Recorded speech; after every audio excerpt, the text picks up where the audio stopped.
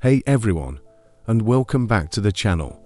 Today, we're re-diving into something that affects all of us: emotional healing and the art of letting go.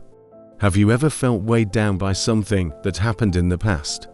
A mistake, a painful memory, or a relationship that ended? It's like carrying a heavy backpack that just gets heavier over time. But what if I told you that you have the power to put that backpack down? Letting go isn't about forgetting what happened. It's not about pretending it didn't hurt. It's about accepting that it happened, acknowledging the pain, and making a conscious choice to no longer let it define your present or your future. It's about reclaiming your power. So, where do we start?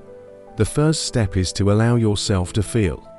It's okay to be sad, angry, or confused. Give yourself permission to process these emotions without judgment. Suppressing them is like trying to hold a beach ball underwater. Eventually, it's going to pop up, often when you least expect it. Talk to a trusted friend, write in a journal, or even speak your feelings out loud when you're alone. The key is to get them out. Next, try to reframe your perspective. Ask yourself, what did this experience teach me? Did it make me stronger, more compassionate, more aware of what I truly want in life? Finding a lesson, even a small one, can transform a painful memory into a source of growth. This isn't about blaming yourself, but about empowering yourself with wisdom gained. Another powerful technique is practicing mindfulness and forgiveness. Forgiveness isn't for the other person, it's for you. It's the act of cutting the cord that ties you to the pain. It's you saying, "I will no longer let this have control over me."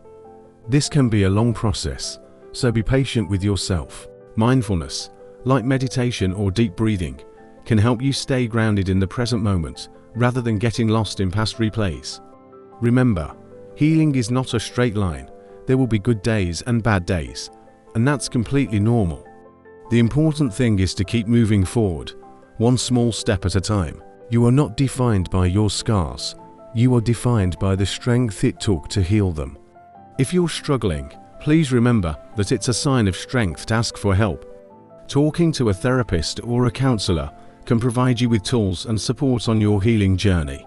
You don't have to go through this alone. Thank you so much for watching. If this video resonated with you, please give it a thumbs up and share it with someone who might need to hear this today. Don't forget to subscribe for more content on personal growth and well-being. Take care, and I'll see you in the next one.